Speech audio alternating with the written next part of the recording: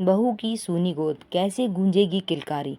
अमन और अमृता की शादी को लगभग 3 साल हो चुके हैं, लेकिन उनके घर में किसी भी प्रकार की खुशी ने दस्तक नहीं दिया था। ऐसी स्थिति में लोगों का बार बार सवाल आना आम बात हो चुकी थी। अमृता को तो बचपन से ही शादी करने का शौक था और वह अपनी माँ से कहा करती थी कि बड़ी होकर एक अच्छी माँ बनेगी। हालांकि उसकी यह ख्वाहिश आज तक पूरी नहीं हो सकी और जिसका उसे बहुत बेसब्री से इंतजार था। शादी के कुछ दिन बाद तक दोनों पति पत्नी शहर से दूर रहते थे।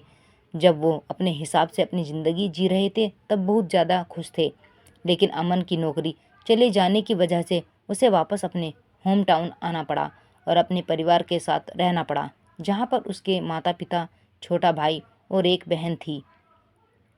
देखते देखते समय आगे बढ़ा और अमन की बहन की शादी हो गई और अपने घर चली गई।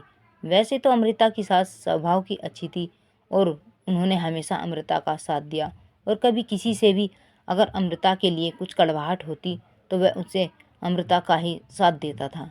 एक बार की बात है, जब पड़ोस में रहने वाली श्यामा चाची उनके घर में बैठने आई तो अमृता उनके लिए गर्मा गर्म पकौड़े लेकर आई। तब श्यामा चाची की मुंह से निकल पड़ा, अरे बहू, अब हमें इस आंगन में किलकारी की आवाज़ सुननी है। जानते हो, तुम्हारी शादी के बाद ही मनोरमा के बेटे की शादी हुई, लेकिन आज उसके घर में खुशियाँ दिखाई देती है क्योंकि उसके यहाँ जुड़वा बच्चों ने जन्म लिया। इस बात के बाद अमृता की चेहरे की हंसी गायब हो जाती है और वह अपने आंसुओं को छुपाते हुए वहाँ से निकल जाती है। हालांकि अमृता की सास ने सारी बात संभाली और उन्हें अमृता से कुछ भी नहीं कहा। अमृता चुपचाप अपना सारा काम निपटाती है और खाली समय में कई सारी बातों को सोचने लगती है, जिसकी वजह से कभी कभी उसकी तबीयत खराब होने लगती है। जिस पर अमन ने अमृता का कहा था कि मैं तुम्हें उदास नहीं देख सकता और तुम्हें छुट्टियों में कहीं बाहर घुमाने ले जाना चाहता हूँ, ताकि तुम्हारा दिमाग फ्रेश हो जाए और तुम एक नई सिरे से शुरुआत कर सको। अमृता को एक ही बात का सहारा था कि चाहे कुछ भी हो जाए उसका पति हमेशा उसका साथ देगा, क्योंकि अमन उसे बहुत अच्छे से समझता था और उसकी हर परेशानी को दूर करने की कोशिश करता था। अमृता और अमन की शादी को लगभग 9 साल हो गए थे और अभी भी उन्हें माता पिता बनने का सुख नहीं मिला था। बहुत ही जल्द अमन के छोटे भाई नितिन की भी शादी हो गई और 1 साल के बाद ही उनके यहाँ एक प्यारे से बेटे ने जन्म लिया। अब क्या, बेटा पूरे घर में जान हो गया था, क्योंकि अमृता अमन का बच्चा न होने पर उसके छोटे भाई को मिली खुशी से सभी बहुत खुश थे और अब अमृता और अमन की बजाय सभी घरवाले छोटे भाई नितिन को ही पूछ परख कर करने लगे। एक दिन की बात है, जब घर के सभी सदस्य अपने कामों में लीन थे, उसी समय नितिन का बच्चा जोरों जोरों से रोने लगा और उसी समय अमृता वहाँ से गुजर रही थी और उसने उस बच्चों को गोद में उठा लिया। तभी अचानक से आवाज़ सुनाई दी, जो उसकी देवरानी की थी। उसने कहा, भाभी, मेरे बच्चे के पास अपनी माँ है, आप बार बार क्यों मेरे बच्चे के पास आकर अपना हक जताती हैं। यह बात अमृता को बिल्कुल अच्छी नहीं लगी। उसने चुपचाप बच्चे को देवरानी को देकर अपने कमरे में आ गई। ऐसे ही जब भी आप पड़ोस के लोग उसके घर आते तो हमेशा अमृता को ताना मारते कि तुम्हारी देवरानी का बच्चा हो गया, लेकिन तुम अब कुछ सोचती ही नहीं हो। अमन इस बात को समझ चुका था कि अमृता इन सारी बातों से बहुत दुखी रही है और वह सास पहले अमृता का साथ दिया करती थी, अब वह भी बच्चे के मुंह में अमृता को उसके पास नहीं जाने देती थी और अब अमृता को वो ज़्यादा पसंद नहीं करती थी।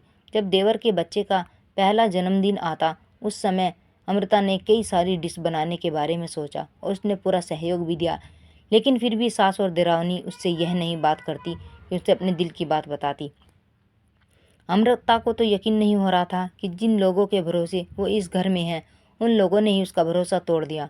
अब तो अमृता की तबीयत और भी ज़्यादा ख़राब होने लगी, क्योंकि वह हर बात को बहुत सोचने लगी थी और इस वजह से उसका बीपी काफ़ी डाउन हो चुका था। एक दिन अमृता अचानक किचन में काम कर रही थी और उसी समय चक्कर आने की वजह से वह बेहोश हो जाती है। जब डॉक्टर को बुलाया जाता है तब पता चलता है कि उसकी तबीयत इतनी ख़राब हुई है क्योंकि उसका बीपी ज़्यादा कम हो चुका है और इस वजह से उसे हॉस्पिटल में भी एडमिट करना पड़ सकता है। अमृता को बार बार एक ही बात कही जा रही थी कि शादी के 2 साल बाद भी वह माँ नहीं बन सकी और ऐसा भी नहीं था, उसने डॉक्टर से सलाह मशवरा नहीं किया हो। शहर में आने वाले हर डॉक्टर से सलाह मशवरा कर चुकी थी, लेकिन कोई भी फ़ायदा नहीं हो रहा था। अमन ने उसकी तबीयत देखते हुए अमृता को 1 महीने के लिए उसके मैके भेज दिया ताकि वह अपनी तबीयत को ठीक कर सके। एक दिन मैं अपने मैके वाले घर में बैठकर टीवी देख रही थी कि उसी समय पड़ोस की श्यामा चाची उसके घर पहुंच गई और उससे कहने लगी, तुम्हारे बारे में सोचकर मुझे बहुत बुरा लगता है। तुम्हारी और अमन की जोड़ी बहुत अच्छी थी और मुझे तुम लोगों बहुत अच्छे लगते थे, लेकिन नियति को कुछ और ही मंजूर था। अमृता ने आश्चर्य से चाची की ओर देखा। तब उसे पता चला कि घरवाले अमन की दूसरी शादी की बात कर रहे हैं, क्योंकि उसे लगता है कि अमृता जब उन्हें संतान सुख नहीं दे सकती तो अब वो लोग नहीं चाहते कि अमृता उनके घर में वापस आए। अमृता को इस बात पर बहुत गुस्सा आया, क्योंकि आज वह उससे इस घर के लिए काफ़ी कुछ किया था और कभी भी किसी के घर वालों को दुखी और परेशान नहीं किया था। उसने अपने बहू होने का फ़र्ज बहुत अच्छे से निभाया था और अभी कोई कमी नहीं रखी थी। फिर आज इसकी इस कमी के लिए घर वालों ने ऐसा फैसला कैसे ले लिया? क्या अमृता उसकी कोई नहीं लगती? उसके मन में लाखों सवाल चल रहे थे। चाची तो अपना काम करके निकल गई थी, लेकिन उसके दिमाग में होने वाली हलचल को नहीं रोक सकी। अभी अमृता को लगता कि उसके अमन से बात कर लेना चाहिए, तो कभी अमृता को उसके नाम से नफरत होने लगती थी, क्योंकि जिस लोगों के लिए उसने अपना समझा था वही पराये नज़र आ रहे थे। जहाँ अमृता 1 महीने के लिए मैके आई थी, अब उसे यहाँ रहते हुए 2 महीने हो गए थे और अमृता के माता पिता भी अब चिंतित नज़र आने लगे थे। अचानक एक दिन अमृता को यह बात पता चली कि वह देवर देवरानी के बेटे को बहुत ही खतरनाक बीमारी ने जकड़ लिया है और इस वजह से उसे ब्लड की आवश्यकता है। तब उसे याद आता है कि उसका और उसके देवर देवरानी के बच्चे का ब्लड ग्रुप एक ही है और वह तुरंत हॉस्पिटल पहुंचकर अपना फ़र्ज अदा करती है, उस बच्चे को अपना खून देती है। यह देखकर देवर देवरानी की आंखों में पानी आ जाता है और दोनों हाथ जोड़कर अमृता के सामने बैठ जाते हैं। अमृता उन्हें देखते हुए कहती है, भले ही आप लोगों ने मुझे पराया कर दिया हो, लेकिन मैं उस मासूम से बच्चे से कैसे अपनी दुश्मनी मोल ले सकती हूँ। उसके आने के बाद ही मैंने अपने अंदर एक ममता को देखा। भले ही वह मेहरा नहीं था, लेकिन उसकी एक हंसी से मैं अपने सारे गम भूल चुकी थी। तब मुझे एहसास हुआ कि मैं भी एक अच्छी माँ बन सकती हूँ। अमृता के मन में अमन के लिए जो गांठ बनी हुई थी वह खुल नहीं पाई थी, क्योंकि चाची ने पूरी बात तो बताई ही नहीं थी। जब अमृता के पास अमन बात करने के लिए गया, तब उसे धक्का देते हुए रोने लगी और कहने लगी, तुमने मुझे पराया कर दिया। अगर तुम्हें दूसरी शादी करनी थी तो तुम मुझसे बात करते, लेकिन मुझे पड़ोसी से पता चलता है कि तुम्हारे दिल में क्या चल रहा है। इस बात पर अमन बड़े प्यार से अमृता को कहता है कि तुम्हारे होते हुए मैं कभी भी दूसरी शादी नहीं करूँगा और मैं तुम्हारे लिए एक सरप्राइज़ लेकर आया हूँ। और उसी वक्त एक छोटे से बच्चे को लाकर अमृता की गोद में डाल देता है, जिसे देखकर वह रोने लगती है।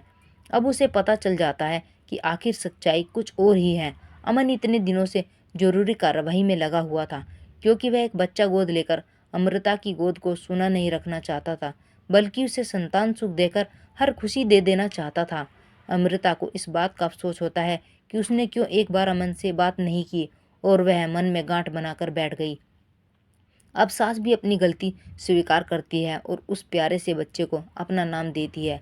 तब अमन ने बड़े ही प्यार से अमृता के कंधे पर हाथ रखकर कहा, अरे पगली, पति पत्नी का रिश्ता छोटा तो नहीं होता कि किसी पड़ोसी से कुछ कह देने से ही टूट जाए। मैं जानता हूँ तुम बहुत परेशान थी और तुम्हारा विश्वास भी धीरे धीरे खत्म हो रहा था। ऐसे में घर वालों का क्या हो गया? व्यवहार भी तुम्हारे लिए बिल्कुल सही नहीं था, इसलिए मैंने तुम्हें मैके भेजा था। आज अमृता और अमन के बच्चे का पहला जन्मदिन है, जिसमें उन्होंने लगभग पूरे शहर को बुलाया था और उस पड़ोस वाली श्यामा चाची को भी अमृता खासतौर पर आमंत्रण देने उनके घर पहुंची थी। अमृता ने जीवन में जो भी कमी थी वह उसके पति की वजह से पूरी हो गई थी और आज वह अपने आप को दुनिया के सबसे खुशनसीब औरतों में से एक समझ रही थी। दरअसल देखा जाए तो यह बिल्कुल सही है।